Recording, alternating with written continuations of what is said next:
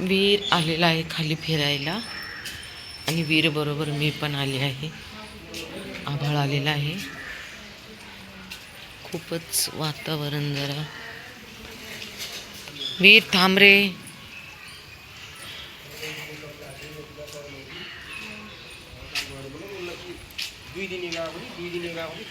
वीर वीर कबू बघ.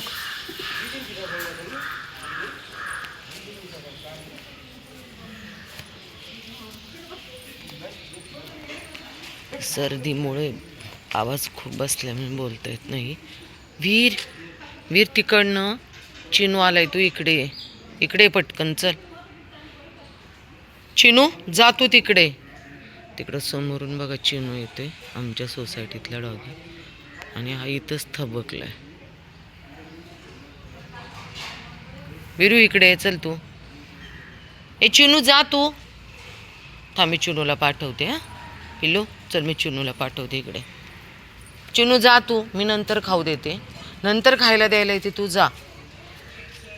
त्यांना सवय रोजची खायला द्यायची ना, तर तो म्हणून येतोय तिकडनं. पण याचा आणि त्याचं म्हणजे तो याला पटवून नाही घेत. आमचा वीर काहीच करत नाही कोणाला.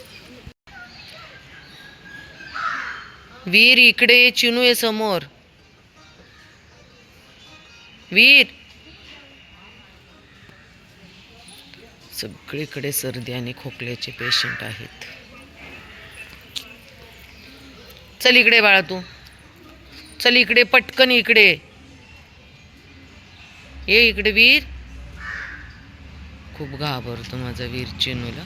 तो चिनू बघा समोर आहे, कारण तो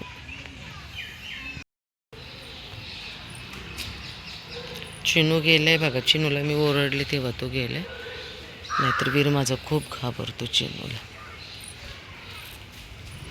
वीर ते काकू ओरडतील. चल आपल्या इकडे चल बाळा. हे इकडे.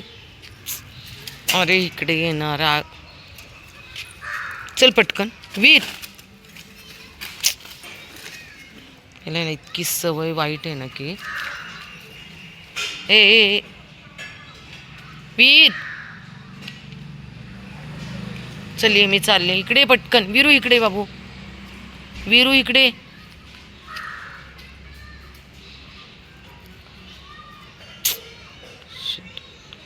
ऐकणार नाही तो, मग ते ओरडतात. यांच्या इकडची लोक ओरडतात हात गेल्यावरती. चल ना, कोणाशी भांडण करायचं का आपल्याला लोकांशी? कशाला? चल चल पटकन चल. ए वीर इकडे, वीर इकडे. ते बघा अरे चिनू, चिनू जा पटकन इकडे. वीर इकडे. ए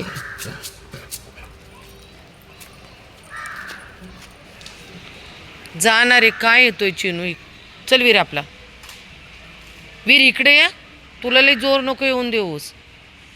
ते बघ त्या पोराला आहे ना मराठी बोललेलं समजतच नाही, मग फटके दिल्याच्या नंतर कळते का नाही काय?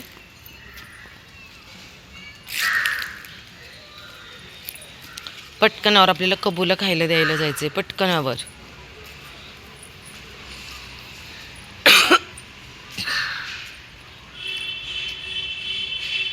नाही कळत मराठी ना.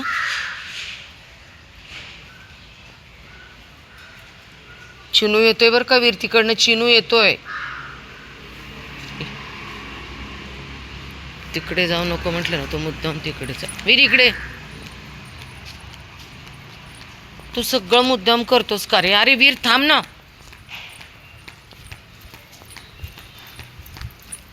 चल तिकडे चल.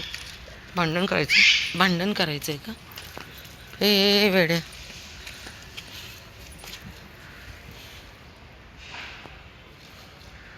चल चल पट चल घरी, घरी चल, घरी चल. माझ्या पायावर पाय दिला. हे मोठा हत्ती आहे, मोठा हत्ती. चल पटकन. हे हत्ती इकडे चल पट.